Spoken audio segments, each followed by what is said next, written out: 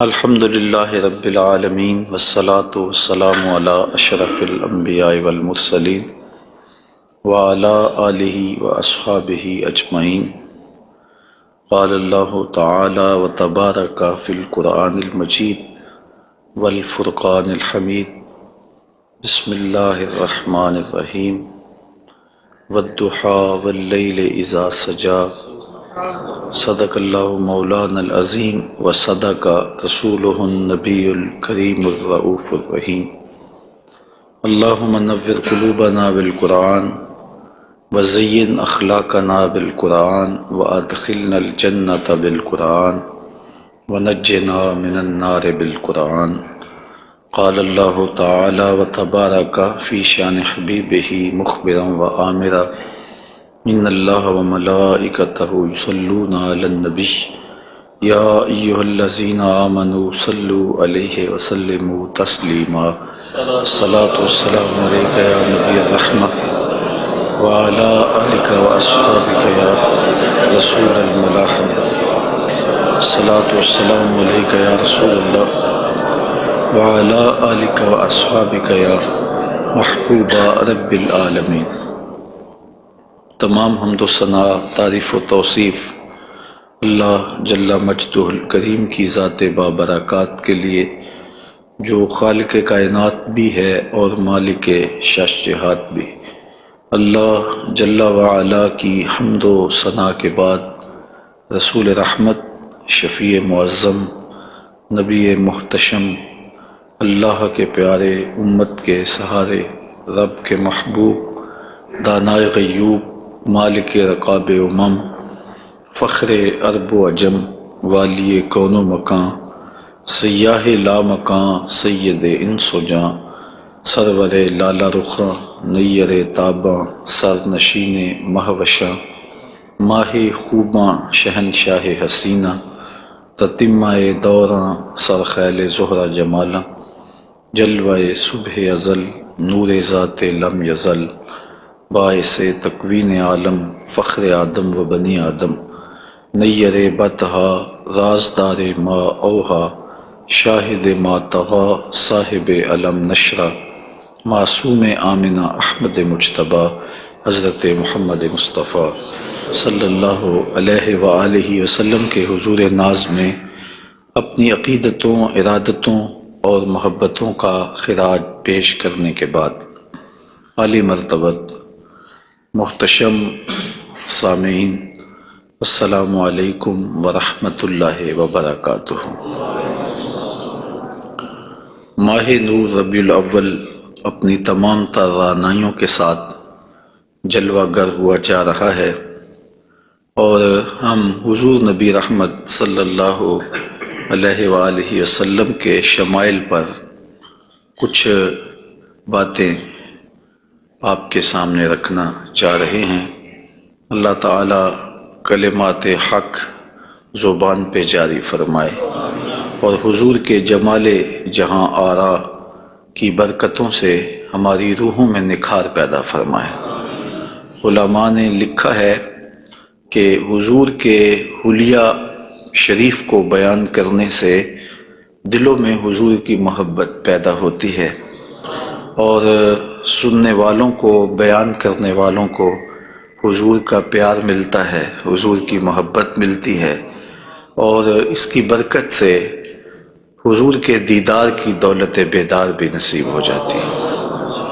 ہماری آرزو ہے کہ ہم آقا و مولا حضور ختم المرتبت صلی اللہ علیہ وآلہ وسلم کے شمائل کا درس سنیں، بیان کریں، ہماری بھی قسمت جاگے، زندگی میں وہ شب بھی آئے کہ آنکھیں بند ہوں اور مقدر جاگ اٹھے، اور میں سو جاؤں یا مصطفیٰ کہتے کہتے، کھلے آنکھ صلی اللہ کہتے کہتے۔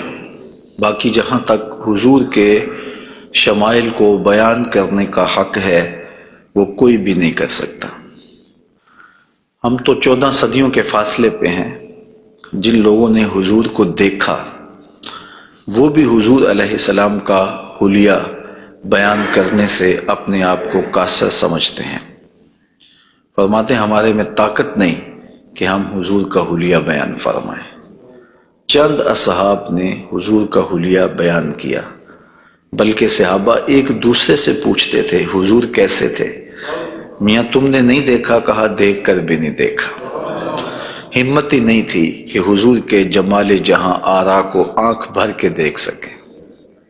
جن لوگوں نے حضور کا حلیہ بیان کیا ہے یہ وہ لوگ ہیں جنہوں نے یا تو حضور کو بچپن میں دیکھا ہے یا بہت قریب رہے ہیں اور حضور کو سوئے ہوئے دیکھا ہے، تو وہ حضور کا حلیہ بیان فرماتے ہیں۔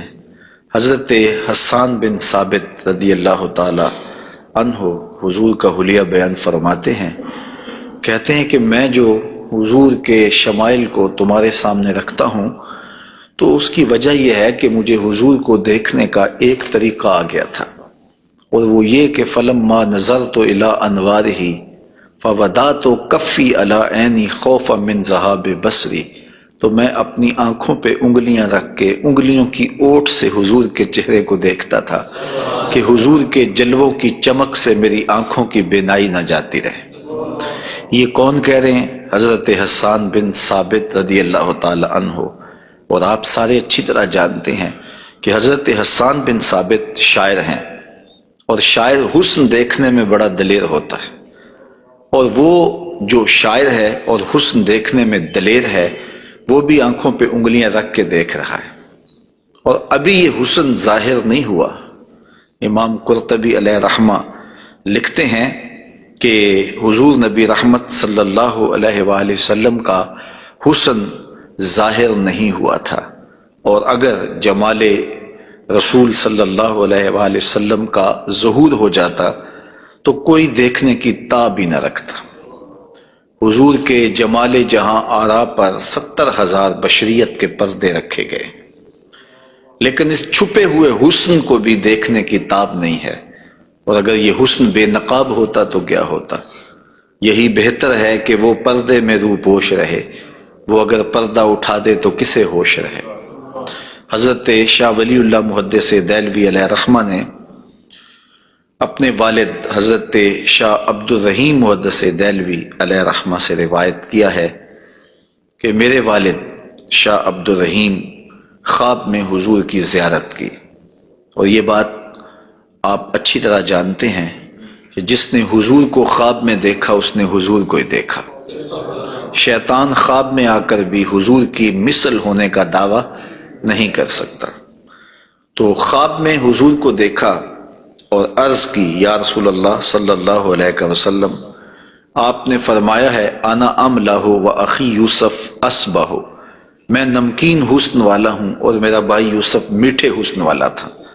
وہاں تو زنان مصر کی انگلیاں کٹ گئیں، اور یہاں ایسا کوئی واقعہ پیش نہیں آیا، جبکہ حسن ملی حسن صبی کی نسبت زیادہ پرکشش ہوتا ہے، تو وہاں انگلیاں کٹ گئیں اور یہاں ایسا کوئی واقعہ پیش نہیں آیا، تو اس کی کیا وجہ ہے؟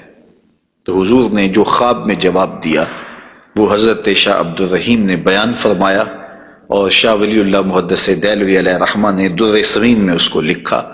آقا کریم نے فرمایا جمالی مستور عن اعین الناس غیرۃ من اللہ، اے عبد الرحیم، اللہ نے غیرت محبت کی وجہ سے میرے حسن کو لوگوں کی نظروں سے چھپا کے رکھا ہے۔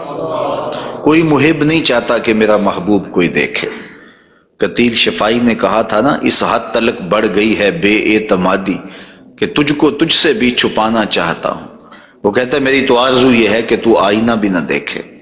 تو محب کی غیرت ہوتی ہے کہ اس کے محبوب کو کوئی نہ دیکھے، تو کہا کہ میرے حسن کو لوگوں کی نظروں سے چھپا کے رکھا گیا ہے، اور اگر یہ حسن ظاہر کر دیا جاتا تو کوئی تاب نہ لا سکتا۔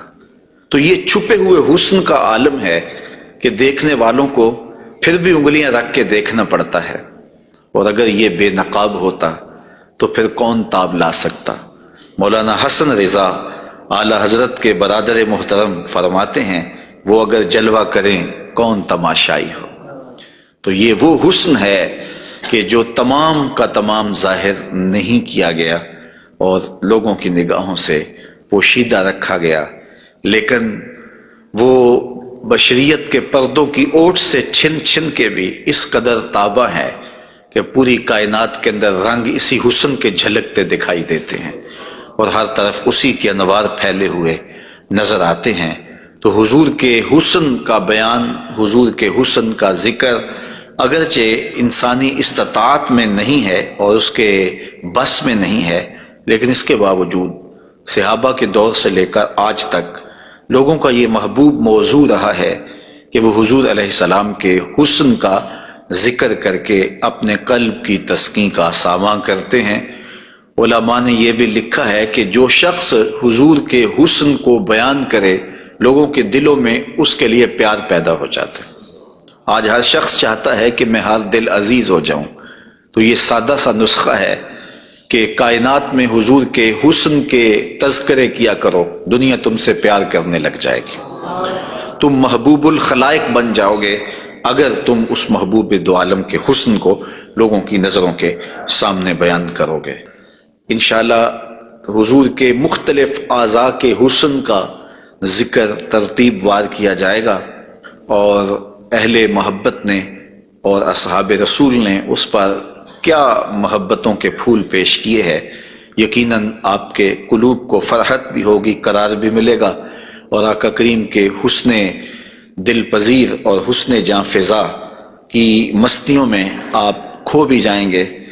حضرت جابر بن سمرہ رضی اللہ تعالی عنہ فرماتے ہیں کہ لیلۃ الادحیان تھی، 14ویں رات کا چاند تھا، اور حضور یمنی چادر اوڑے ہوئے استراحت فرما رہے تھے، اور میں کبھی آسمان کو دیکھتا تھا، کبھی حضور کے جمال جہاں آرا کو دیکھتا تھا، اور یہ سوچتا تھا کہ میں فیصلہ کروں کہ آسمان کا چاند سونا ہے یا مدینے کا چاند سونا ہے۔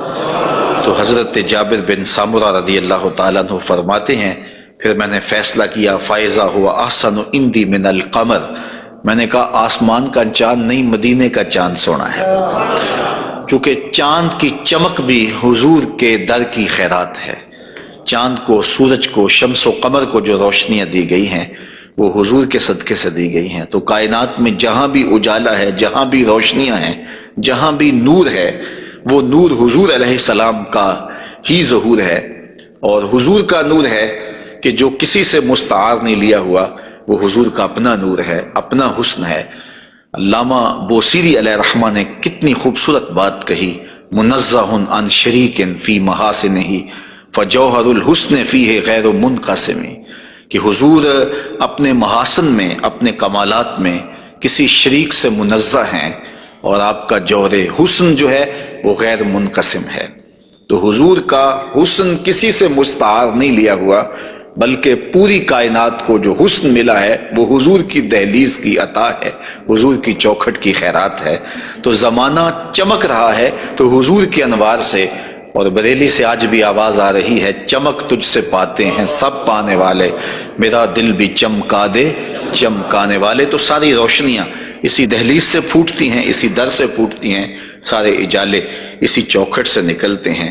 اللہ نے اپنے محبوب علیہ السلام کو جو حسن دیا، جو جمال دیا، حضرت برا بن عازب رضی اللہ تعالیٰ عنہ بیان فرماتے ہیں، امام بخاری و مسلم نے اس کو روایت کیا ہے، کان رسول اللہ صلی اللہ علیہ وسلم احسن الناس وجہا، کائنات میں جتنا سونا چہرہ میرے حضور کا تھا کسی کا تھا ہی نہیں، سب سے زیادہ سونا اور خوبصورت چہرہ اللہ نے اپنے محبوب کو عطا کیا ہے۔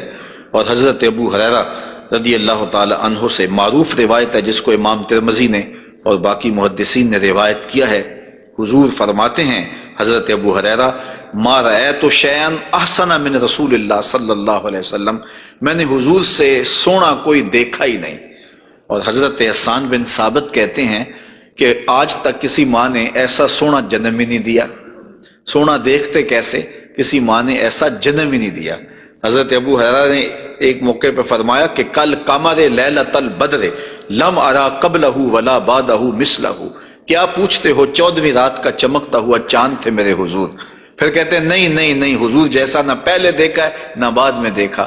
تو حضرت حسان بن ثابت فرماتے دیکھتے کیسے، کسی ماں نے جنم دیا ہوتا تو دیکھتے۔ خدا نے وہ سچائی پن چھڑیا جدے وچ محمد نو ٹالیا سی، حسینہ جمیلہ دا منہ موڑ دیتا، محمد بنا کے قلم توڑ دیتا۔ اللہ تعالیٰ نے ایسا پیکر تراشا ہے، ایسی صورت بنائی ہے کہ جس کی مثل کائنات کے اندر نہ کوئی دوسری صورت ہے۔ اور میرے محبوب کے جمال جیسا نہ کوئی دوسرا جمال ہے۔ تو وہ حسن، وہ جمال، وہ کمال اور وہ شانیں اور وہ مراتب رفیع عطا کیے گئے جو انہی کا مقسوم ہے۔ حضور کا پورا جسم انور اور حضور کا وجود مسعود برکتوں سے مالا مال تھا اور حسن اور جمال کا آئینہ دار تھا۔ لا یجلس الذباب علی جسدہ، ساری زندگی حضور کے بدن پہ کبھی مکھی نہیں بیٹھی۔ آقا کریم علیہ الصلوۃ والسلام کے بدن پہ کبھی میل نہیں آیا، حضور کی آنکھوں کے اندر کبھی میل نہیں آیا، حضور کو ساری زندگی بلغم نہیں آئی۔ آقا کریم کی مبارک بغلیں بے بال تھیں اور بالکل باقی جلد کی طرح سفید تھیں۔ حضور علیہ السلام کا لعاب شہد سے زیادہ میٹھا تھا اور کستوری سے زیادہ خوشبودار تھا۔ حضور کے فضلات مبارکہ جو ہے وہ امت کے حق میں پاک ہیں، اور جہاں حضور علیہ السلام قضائے حاجت کے لیے جاتے تو وہاں بعد میں جا کے دیکھا جاتا تو کوئی چیز نظر نہ آتی سوائے کستوری کی خوشبو کے۔ تو آقا کریم علیہ الصلوۃ والسلام کو کبھی جمائی نہیں آئی، کبھی حالت نیند میں حضور نبی رحمت صلی اللہ علیہ وآلہ وسلم ناپاک نہیں ہوئے، حضور نبی رحمت صلی اللہ علیہ وسلم پر کوئی نجاست نہیں آئی، اور آقا کریم کے بدن کا سایہ بھی نہیں تھا تاکہ زمین کے اوپر حضور کا سایہ نہ گرے۔ کائنات میں ایسا کون ہو سکتا ہے جیسا آمنہ کا لال تھا؟ تو وہ حسن دیا گیا، وہ جمال دیا، جس پہلو سے دیکھو حضور بے مثال نظر آتے ہیں اور بے مثل نظر آتے ہیں۔ آئیے ہم حضور نبی رحمت صلی اللہ علیہ وآلہ وسلم کے جسم کے حوالے سے پہلے کچھ بات کریں اور پھر حضور کے اعضاء کی طرف چلتے ہیں۔ حضور کا مبارک جسم بے سایہ تھا، اور یہ سایہ نہ چاند کی چاندنی میں دکھائی دیتا تھا اور نہ سورج کی روشنی میں پڑتا تھا۔ حضرت ذکوان رضی اللہ تعالی عنہ روایت کرتے ہیں، فرماتے ہیں کہ ان رسول اللہ صلی اللہ علیہ وسلم لم یکن یرا لہ ظل فی شمس ولا قمر، حضور کا سایہ نہ سورج کی روشنی میں ہوتا تھا اور نہ چاند کی چاندنی میں ہوتا تھا۔ اور حضرت عثمان رضی اللہ تعالی عنہ خلیفہ ثالث رضی اللہ تعالی عنہ اس کی وجہ بیان فرماتے ہیں کہ حضور کا سایہ کیوں نہیں تھا۔ فرماتے ہیں ان اللہ ما اوقع ظلک علی الارض لئلا یدع انسان قدمہ علی ذلک الظل، اللہ تعالیٰ نے محبوب کا سایہ زمین پہ اس لیے نہیں پڑنے دیا کسی انسان کا قدم محبوب کے سائے پہ نہ آ جائے۔ اللہ اکبر۔ لیکن حضرت شیخ احمد مجدد الفسانی علیہ رحمہ نے ایک بڑی خوبصورت بات کہی، اور ہمارے لیے وہ بڑی ٹھنڈک اور بڑی تسکین کا ساماں ہے۔ وہ فرماتے ہیں کہ اورا صلی اللہ علیہ وسلم سایہ نبود، آقا کریم علیہ السلام کا سایہ نہیں تھا۔ در عالم شہادت، اس عالم شہادت میں حضور کا سایہ نہیں تھا، اور یہ بات ثابت ہے، اور تقریباً تمام مکاتیب فکر کے لوگ، ایک دو مکتبہ ہائے فکر کے علاوہ باقی سارے اس بات کو تسلیم کرتے ہیں۔ رشید احمد گنگوہی نے بھی یہ بات لکھی ہے، امداد السلوک کے اندر یہ روایت موجود ہے کہ بتواتر ثابت شد کہ حضرت علی سایہ نہ داشتن۔ وہ کہتے ہیں کہ یہ بات تواتر کے ساتھ ثابت ہے کہ جناب صلی اللہ علیہ وسلم کا سایہ نہیں تھا۔ تو حضرت شیخ فرماتے ہیں کہ عالم شہادت میں حضور کا سایہ نہیں تھا۔ شیخ احمد مجدد الفسانی، کیوں سایہ نہیں تھا؟ فرماتے ہیں سایہ ہر شخص از شخص لطیف تر است، کسی چیز کا سایہ اس شے سے زیادہ لطیف ہوتا ہے، چون لطیف تر از وی صلی اللہ علیہ وآلہ وسلم در عالم نہ باشد اورا سایہ چے صورت دارد۔ جب حضور سے لطیف کائنات میں شے ہی کوئی نہیں ہے تو پھر سایہ کیا معنی رکھتا ہے؟ کائنات میں حضور سے لطیف ہے ہی کوئی چیز نہیں ہے، حضور کی مثل عالم امکان میں ممکن ہی نہیں ہے۔ اب مجھے یہ بتائیں کہ جس کا سایہ بھی نہیں تھا اس کا ثانی ہو سکتا ہے؟ تو یہ کون خاکے تراش رہے ہیں؟ کس کے خاکے تراش رہے ہیں؟ خاکے تو خاکیوں کے ہوتے ہیں۔ جو پیکر نور ہو، جس کا سایہ بھی نہیں ہے، اس کے خاکے کیسے ہو سکتے ہیں؟ تو حضور کی مثل تو بزم عالم میں ممکن ہی نہیں ہے۔ اقبال بھی بول پڑے رخ مصطفیٰ ہے وہ آئینہ، کہ اب اس سا دوسرا آئینہ نہ کسی کی بزم خیال میں، نہ دکان آئینہ ساز میں۔ ممکن ہی نہیں ہے۔ خدا نے وہ سچائی پان چھڑیا جدے وچ محمد نو ڈالیا سے۔ تو آقا کریم علیہ الصلوۃ والسلام کا سایہ نہیں بنایا، اور کائنات کے اندر وہ بے مثل بھی ہیں، وہ بے مثال بھی ہیں۔ تو یارو جس کا سایہ بھی نہیں ہے اس کا ثانی کیسے ہو سکتا ہے؟ تو آقا کریم علیہ الصلوۃ والسلام کا مبارک قد انور، حضور کا جسم نور، اللہ تعالیٰ جل شانہ نے حضور کو قد رانا دیا ہوا۔ امیر خسرو نے کہا تھا نا، پری پیکر نگارے سرو قد لالا رخسارے، سراپا آفتے دل بود شب جائے کہ من بودم، خدا خود میرے مجلس بود اندر لا مکان خسرو، محمد شم محفل بود شب جائے کہ من بودم۔ تو حضور کا قد انور، اللہ اکبر، اس کے بارے میں حضرت سیدنا علی المرتضیٰ رضی اللہ تعالی عنہ سے مروی روایت سنیے۔ فرماتے ہیں لم یکن بالطویل الممغت ولا بالکثیر المتردد وکان ربعۃ من القوم لم ارى قبلہ ولا بعدہ مثلہ۔ فرمایا کہ حضور علیہ السلام کا قد لمبا بھی نہیں تھا، حضور پست قامت بھی نہیں تھے، حضور درمیانی قد و قامت کے حامل تھے۔ پھر آگے کہتے ہیں نہیں حضور جیسا نہ پہلے دیکھا نہ بعد میں دیکھا۔ اور حضرت انس رضی اللہ تعالیٰ عنہ فرماتے ہیں کان رسول اللہ صلی اللہ علیہ وسلم لیس بالذاہب طولا وفوق الربا اذا جامع القوم غمرہم۔ فرماتے ہیں حضور پست قامت نہیں تھے، حضور درمیانی قد و قامت کے تھے۔ پھر کہتے ہیں نہیں، درمیانی قد و قامت سے بھی اٹھتا ہوا حضور کا قد تھا، یعنی قد اتنا لمبا نہیں تھا کہ بہت لمبا قد بھی اچھا نہیں لگتا اور پست قامتی بھی عیب ہے، تو درمیانہ قد ہونا یہ حسن ہے، لیکن درمیانے سے بھی کچھ اٹھتا ہوا یہ مزید حسن ہے، اور یہ اللہ نے اپنے محبوب کو قد دیا تھا۔ لیکن اس کے ساتھ یہ شان تھی کہ لمبے لمبے قد والے لوگ موجود ہوتے اور حضور بھی ان میں موجود ہوتے۔ اذا جامع القوم غمرہم، جب حضور تشریف فرما ہوتے تو حضور سب سے اونچے دکھائی دیتے، قد درمیانہ تھا لیکن دکھائی اونچے دیتے۔ علماء نے اس کی تشریح میں لکھا ہے کہ حضور علیہ الصلوۃ والسلام کا یہ معجزہ تھا، یہ شان تھی، یہ نبوی وجاہت تھی کہ حضور سب سے اونچے دکھائی دیتے تھے۔ ام معبد جو حضور کا حلیہ بیان کرتی ہیں، اور انشاءاللہ ان سے مروی روایت اور ان کا تفصیلی واقعہ ہم آگے چل کے بیان بھی کریں گے، تو وہ حضور کے قد پر کہتی ہیں غصن بین غصنین، دو شاخوں کے درمیان اٹھتی ہوئی جیسے شاخ ہوتی ہے، اس طرح حضور کا قد رانا تھا۔ تو آقا کریم علیہ السلام کا قد، اللہ اکبر۔ حضرت انس سے ایک اور روایت سن لیجئے، وہ فرماتے ہیں کان رسول اللہ صلی اللہ علیہ وآلہ وسلم احسن الناس قواما و احسن الناس وجہا، کہتے ہیں جیسی قد و قامت میرے حضور کی تھی، کائنات میں اتنا سونا قد کسی کا نہیں، اور جتنا سونا چہرہ میرے حضور کا تھا ایسا سونا چہرہ کسی کا نہیں ہے۔ قد بھی سونا اور چہرہ بھی سونا، اور زمانے میں اتنا سونا رب نے کوئی پیدا ہی نہیں کیا، چونکہ سب سے حسین سب سے جمیل اپنے محبوب کو بنایا۔ لکھاں آئے لوگ زمانے تے محبوب خدا جیا کوئی نہیں، لکھاں سونے بن بن بیندے نے اودی خاکے پا جیا کوئی نہیں۔ جو حسن انہیں دیا، جو جمال انہیں دیا، وہ انہی کی خوبی ہے۔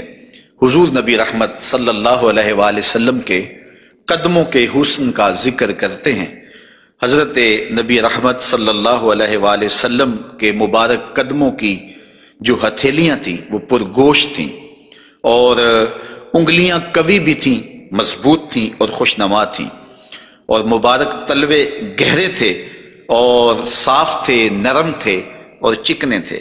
اگر ان پر پانی ڈالا جائے تو پانی بہہ جاتا، اور جب آقا کریم چلتے تو حضور ایسے لگتا جیسے بلندی سے نیچے اتر رہے ہیں۔ وقار کے ساتھ حضور قدم زور کے ساتھ اٹھاتے اور وقار کے ساتھ آگے بڑھاتے، اور یوں محسوس ہوتا کہ جس طرح بلندی سے حضور نیچے کی طرف آ رہے ہیں۔ آقا کریم علیہ الصلوۃ والسلام بہت تیز چلتے نہیں تھے، لیکن ایسے لگتا تھا جس طرح زمین حضور کے لیے لپیٹ دی گئی ہے، اور اگر لوگ حضور کے ساتھ چلنا چاہتے تو حضور کے ساتھ چل نہیں سکتے تھے۔ اللہ نے اپنے محبوب کو وہ رفتار عطا فرمائی، زمین بھی سمیٹ دی گئی تھی حضور کے لیے، اور وقت بھی سمیٹ دیا گیا تھا حضور کے لیے۔ اور آقا کریم علیہ الصلوۃ والسلام کے قدم مبارک کی انگلیاں وہ بڑی خوبصورت تھیں، لیکن جو درمیان والی انگلی ہے وہ انگلی باقی انگلیوں سے زیادہ قد آور تھی، لمبی تھی۔ آئیے ذرا اس انگلی کا حال حضرت میمونہ بنت کردم رضی اللہ تعالی عنہا سے سنیے۔ یہ ایک صحابیہ ہیں جو اپنے والد گرامی کے ساتھ حضور کی خدمت میں حاضر ہوئیں۔ تو ان کے والد گرامی نے حضور سے کوئی بات پوچھی، اور آقا کریم اس وقت ناقہ کے اوپر، اونٹنی کے اوپر سوار تھے، تو ان کا جی چاہا کہ میں حضور کا دیدار کروں، لیکن حضور کے چہرے کی وجاہت نے ان کو حضور علیہ الصلوۃ والسلام کے چہرے کی جانب آنکھ بھر کے دیکھنے نہ دیا، تو کہا اب آئی ہوں تو حضور کے مبارک پاؤں کو دیکھنے لگی۔ تو حضرت میمونہ بنت کردم فرماتی ہیں فما نسیتو فی ما نسیتو طول اصبع قدمہ السبابہ علی سائر اصابعہ، کہا مدت ہو گئی ہے میں نے حضور علیہ السلام کو دیکھا تھا، اور حضور کے مبارک پاؤں کی انگلیوں میں سے جو درمیان والی انگلی ہے، اس انگلی کا جو قد باقی انگلیوں سے تھوڑا سا لمبا تھا، آج تک میری آنکھوں سے وہ حسن نہیں ہٹتا ہے، وہ حسن ہی زائل نہیں ہوتا ہے۔ اب تک میری نگاہوں میں وہی جلوے ہیں کہ حضور علیہ السلام کی انگلی جو ہے وہ باقی انگلیوں کی نسبت جو ہے وہ زیادہ درمیان والی انگشت سبابہ جو تھی وہ زیادہ لمبائی میں تھی۔ تو حضرت میمونہ بنت کردم ابھی تک اس انگلی کے حسن میں کھوئی ہوئی ہیں۔ مجھے بتاؤ جس کی انگلی، پاؤں کی انگلی اتنی حسین ہے، اس کی آنکھیں کتنی حسین ہوں گے۔ وہ کیا کسی نے کہا نا کہ قدموں میں جبیں کو رہنے دو، چہرے کا تصور مشکل ہے۔ قدموں پہ جبیں کو رہنے دو، چہرے کا تصور مشکل ہے، جب چاند سے بڑھ کر ایڑی ہے رخسار کا عالم کیا ہوگا۔ یہ تو انگلی کا حسن ہے کہ میمونہ بنت کردم ساری زندگی یہی احساسہ ہے، لوگوں کو بتاتی ہیں کہ لوگوں میں نے حضور کی انگلی دیکھی ہوئی ہے۔ تو جس نے حضور کے قدم انور کی انگلی کی زیارت کی ہے وہ تو ناز کرے، اور پھر اس عائشہ صدیقہ محبوب کائنات کی قسمت پہ ناز نہ کریں جن کی آغوش میں حضور کا سر انور ہوتا تھا۔ تو حضرت میمونہ بنت کردم رضی اللہ تعالی عنہا فرماتی ہیں کہ میں ابھی تک اس انگلی کے جمال کو بھول نہیں پائی۔ آقا کریم علیہ الصلوۃ والسلام کے قدموں کے بارے میں آتا ہے کہ کان رسول اللہ صلی اللہ علیہ وسلم احسن البشر قدما، کائنات میں جتنے سونے قدم میرے حضور کے تھے اتنے سونے قدم بھی کسی کے نہیں تھے۔ حضرت انس اور حضرت ابو ہریرہ اور ہند بن ابی حالہ رضی اللہ تعالیٰ عنہ حضور کے قدموں کے بارے میں شسن القدمین، اور حضرت امام ترمذی نے مسیح القدمین کے لفظ بولے ہیں کہ نرم آپ کے قدم تھے، اور آپ کے قدم جو ہے وہ چمکدار تھے، روشن تھے، آپ کے قدم پرگوشت تھے، اور آپ کے مبارک پاؤں خوبصورت تھے۔ اور تلوے جو تھے اس کے بارے میں دو روایات ہیں، ایک روایت یہ ہے کہ اخمسان، اور ایک روایت کے اندر لفظ ہیں لیس لہا اخمس، کہ جو تلوے ہیں وہ درمیان سے جو ہیں وہ پرگوشت تھے، اور ایک ہے کہ درمیان سے پرگوشت نہیں تھے۔ تو یہ دو روایات کی تطبیق کیسے ہوگی؟ بعض نے کہا کہ حضور کے مبارک تلوے جو تھے وہ درمیان سے پرگوشت نہیں تھے، اور بعض نے کہا کہ بالکل درمیان سے پرگوشت ہی تھے اور بالکل سیدھے تھے۔ علماء نے کہا کہ درمیان سے خلا تو تھا، لیکن جب حضور قدم رکھتے تھے تو آقا کریم علیہ السلام قدم جو ہے وہ پوری طرح جماؤ کر کے رکھتے تھے، اور جب وہ نقش بنتا تھا تو وہ نقش پورا بنتا تھا۔ اور یہاں محدثین نے کمال کر دی، کہا رب نے یہ نہیں چاہا کہ میرے محبوب کے تلووں کا نقش ناتمام بنے، نقش پورا بنتا تھا۔ تو جنہوں نے نقش کو دیکھ کر تلووں کا اندازہ لگایا انہوں نے کہا کہ نہیں، وہ تلوے بالکل برابر تھے اس لیے کہ نقش پورا بنتا تھا، اور جنہوں کو تلوے دیکھنے کی سعادت نصیب ہو گئی تو انہوں نے کہا نہیں، ہم نے دیکھے ہیں کہ جو ہے وہ درمیان میں جو ہے وہ کم گوشت تھا اور اطراف میں گوشت زیادہ تھا۔ تو صحابہ نے حضور کے تلووں کے بارے میں یہ رائے بیان فرمائی ہے۔ حضرت ابو ہریرہ رضی اللہ تعالی عنہ فرماتے ہیں انہ صلی اللہ علیہ وسلم کان اذا مشى علی الصخر غاصت قدماہ فیہ، جب کبھی آپ ننگے پاؤں چلتے کسی پتھر کے اوپر، کسی چٹان کے اوپر، تو وہ چٹان اور پتھر حضور کے لیے نرم ہو جاتے، اور آقا کریم علیہ السلام کے مبارک قدم جو ہے اس پتھر کے اندر جو ہے وہ دنس جاتے اور نشان بن جاتے۔ جس طرح مقام ابراہیم پہ آپ دیکھ سکتے ہیں کہ حضرت اسماعیل علیہ السلام کے قدموں کے نشانات اس پتھر نے محفوظ کر لیے، تو یہ پتھر جن پتھروں پہ حضور چلتے تھے وہ اپنی چھاتی پہ حضور کے تلووں کے نشان محفوظ کر لیتے تھے۔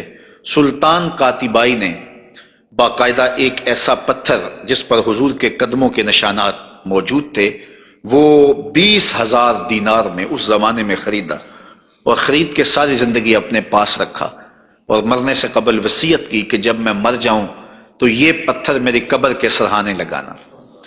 علامہ خفاجی علیہ رحمہ نسیم الریاض میں لکھتے ہیں کہ وہ پتھر آج بھی ان کی قبر کے سرہانے پہ لگا ہوا ہے، اور لوگ اس کو اپنے لیے اعزاز سمجھتے تھے، اور یہ وہ قدم ہیں کہ جہاں آتے اس جگہ کی قسمت جاگ پڑتی۔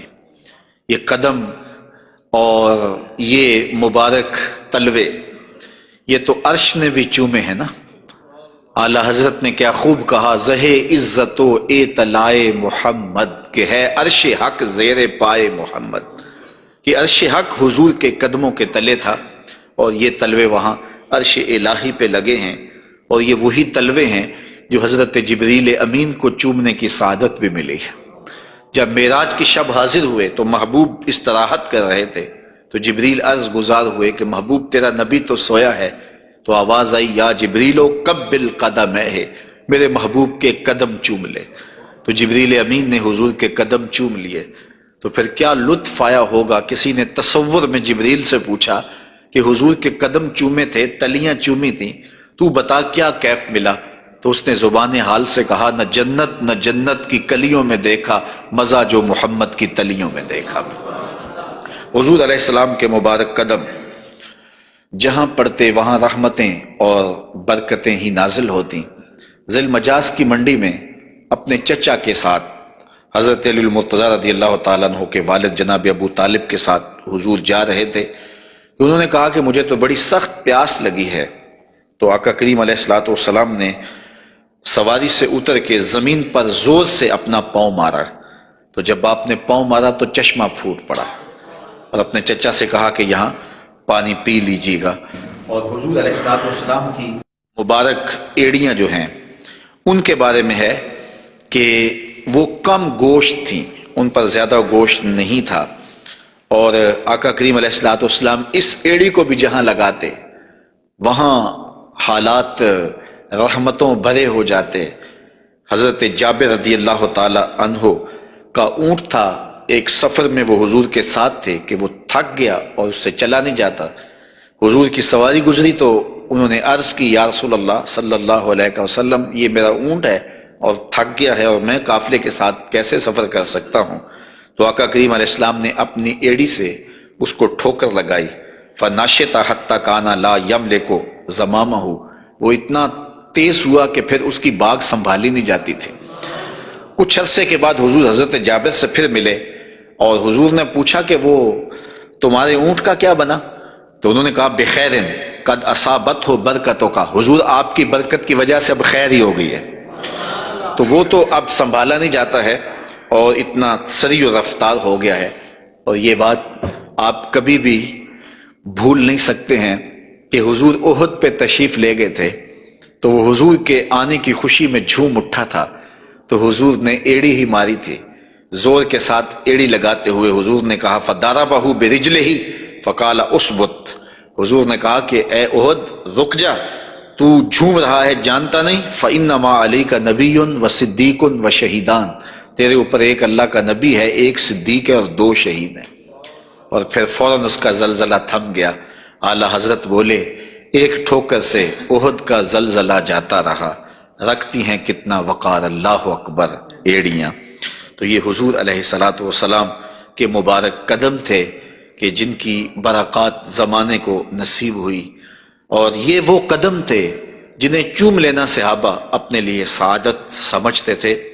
حضرت ذرا وفد عبد القیس میں آئے تو پھر انہوں نے حضور کی خدمت میں عرض کی کہ ہم آپ کے قدم اور آپ کے ہاتھ چومنا چاہتے ہیں، اور وہ آگے بڑھے۔ وہ خود فرماتے ہیں فَنُقُبِّلُ یَدَ رسول اللہ صلی اللہ علیہ وسلم وَرِجْلَهُ، ہم نے حضور علیہ الصلوۃ والسلام کے ہاتھ بھی چومے، ہم نے حضور کے پاؤں بھی چومے۔ حضرت صہیب رضی اللہ تعالی عنہ فرماتے ہیں کہ رأیت علیٰ یقبل ید العباس ورجلہ، میں نے دیکھا کہ حضرت علی اپنے چچا عباس کے ہاتھ بھی چومتے تھے اور پاؤں بھی چومتے تھے، اور یہ کیوں چومتے تھے؟ اس کی وجہ ایک دیگر حدیث میں حضرت ثابت رضی اللہ تعالی عنہ حضرت انس کے پاس آئے اور انہوں نے آ کے حضرت انس سے پوچھا کیا تم نے اس ہاتھ کو حضور کے ہاتھ سے مس کیا ہوا ہے؟ تو حضرت انس نے کہا کیوں نہیں، یہ سعادت مجھے ملی ہے کہ ان ہاتھوں نے حضور کے وجود کے بوسے لیے ہیں اور حضور کے وجود کو چھوا ہے۔ فقبلہا، تو حضرت ثابت نے حضرت انس کا ہاتھ چومنا شروع کر دیا کہ یہ وہ ہاتھ ہیں جنہوں نے حضور کو چوما ہوا ہے، جنہوں نے حضور کو چھوا ہوا ہے، جنہوں نے حضور کے بدن رحمت سے مس کیا ہوا ہے۔ تو حضرت علی المرتضیٰ حضرت عباس کے ہاتھ چومتے تھے، تو آقا کریم علیہ الصلوۃ والسلام کے قدم بھی، حضور کے ہاتھ بھی صحابہ عقیدت سے چوم لیا کرتے تھے، اور یہ واقعات کبھی ہوتے تھے اور عقیدت کا یہ رنگ صحابہ کے ہاں پایا جاتا تھا۔ حضور نبی رحمت صلی اللہ علیہ وآلہ وسلم وہ قدم جو برکتوں کے لیے، رحمتوں کے لیے اگر کسی اونٹ پہ لگتے ہیں تو وہ تیز ہو جاتا ہے، اور اگر زمین پہ مارتے ہیں تو چشمہ پھوٹ پڑتا ہے، اور اگر پہاڑ پہ لگاتے ہیں تو اس کا زلزلہ رک جاتا ہے۔ ان قدموں پہ کھڑے ہو کے ساری رات عبادت میں گزار دیتے ہیں، حتی تتورم قدماہ، یہاں تک کہ حضور کے مبارک قدم سوج جاتے ہیں، اور اللہ کے یوں شکر گزار بندے بن کے اپنی زندگی حضور گزارتے ہیں۔ تو آقا کریم علیہ الصلوۃ والسلام کے مبارک قدم خوبصورت تھے، اور اس کی تلیاں بھی خوبصورت تھیں، قدموں کا حسن بے مثال تھا۔ اور آقا کریم علیہ السلام کی پنڈلیوں کے بارے میں، حضور کی پنڈلیوں کے بارے میں حضرت جابر بن سمرہ رضی اللہ تعالی عنہ سے مروی ایک روایت سنیے۔ فرماتے ہیں کان فی ساق رسول اللہ صلی اللہ علیہ وسلم حموشۃ، آقا کریم علیہ الصلوۃ والسلام کی مبارک جو پنڈلیاں تھیں وہ نرم و نازک، پتلی اور خوبصورت تھیں۔ اور آقا کریم کی پنڈلیوں کے بارے میں سراقہ بن مالک رضی اللہ تعالی عنہ نے جو کہا ہے وہ بڑی خوبصورت بات کہی ہے۔ آپ سمجھتے ہیں، آپ جانتے ہیں کہ جب حضور مکے سے ہجرت فرما کے مدینہ تشریف لے گئے تو 100 سرخ اونٹ انعام حضور کی گرفتاری کے لیے رکھا گیا۔ تو سراقہ بن مالک بھی حضور کو گرفتار کرنے کے لیے حضور کا پتہ اور حضور کی تلاش میں نکلا تھا اور حضور کو ڈھونڈ رہا تھا۔ خیر ایک مقام پہ حضور علیہ السلام سے ملاقات ہو گئی، تو یہ اپنے اس برے ارادے سے حضور کی طرف بڑھا تو اس کا اونٹ جو ہے وہ گھٹنوں تک زمین میں دنس گیا۔ اس نے معذرت کی، حضور نے دعا دی، وہ اونٹ باہر نکل آیا تو اس کی پھر نیت بدل گئی، تو پھر دوبارہ اونٹ جو ہے وہ گھٹن تک دنس گیا۔ خیر اس نے دوبارہ معذرت کی اور حضور سے کہا کہ آپ مجھے امان نامہ لکھ کے دیں۔ تو حضور نے ان کو امان نامہ دے دیا اور فرمایا کہ تو مجھے گرفتار کرنے کے در پہ ہے اور میں تیرے ہاتھوں میں کسرا کے کنگن دیکھ رہا ہوں۔ تو یہ واپس پلٹ آئے، تو انہوں نے اس وقت حضور علیہ السلام کو دیکھا، تو یہ حضور کے حسن کا اور حضور کی پنڈلیوں کا ذکر کرتے ہیں، کیونکہ حضور سواری پہ تھے اور حضور کی پنڈلیاں انہیں دکھائی دی۔ تو حضرت سراقہ بن مالک کہتے ہیں کہ فلما دنوت منہ، جب میں حضور کے نیڑے ہوا اس نیت سے کہ میں حضور کو گرفتار کروں، وہو علی ناقتہ، تو حضور اپنی اونٹنی کے اوپر سوار ہیں۔ تو پھر کیا ہوا؟ تو جعلت انظر الی ساقہ، تو میں حضور کی پنڈلیوں کو دیکھنے لگا۔ ایسا جعلت انظر، میں دیکھنے لگا، میری نظر جم گئی حضور کی مبارک پنڈلی پر۔ وہ کس طرح کہ اتنی خوبصورت تھی، کہتے ہیں کأنہا جمارہ، پنڈلی ایسے تھی جس طرح جمارہ ہوتا ہے۔ آپ نے کبھی دیکھا ہو کھجور کا درخت، تو کھجور کے درخت سے نیچے شاخیں پھوٹتی ہیں، تو جب نئی شاخ نکلتی ہے تو وہ اتنی خوبصورت ہوتی ہے اور اتنی نرم اور نازک اور گداز ہوتی ہے کہ اس کو چھو لینے کو جی چاہتا ہے۔ تو اس شاخ کو عربی میں جمارہ کہتے ہیں۔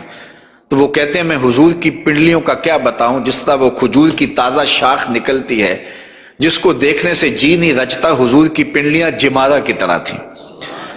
تو یہ انہوں نے ایک اپنے محاورے کے مطابق مثال دی، ورنہ حضور علیہ الصلوۃ والسلام کی پنڈلیوں کے لیے کوئی لفظ ہی نہیں ہے جو اللہ نے اپنے محبوب کو پنڈلیوں کا حسن دیا۔ اچھا، حضور کی پنڈلیوں کے بارے میں سنو میرے امام اعلی حضرت نے کیا کہا، کمال کر دی۔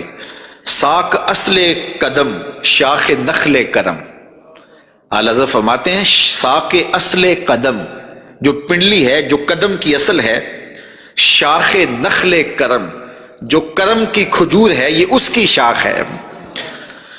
اللہ اکبر، شم راہ اصابت پہ لاکھوں سلام۔ تو حضور علیہ الصلوۃ والسلام کو اللہ تعالیٰ نے پر نور، پتلی اور جو ہے وہ گوری رنگت کی اور لطیف اور خوبصورت پنڈلیوں سے نوازا تھا۔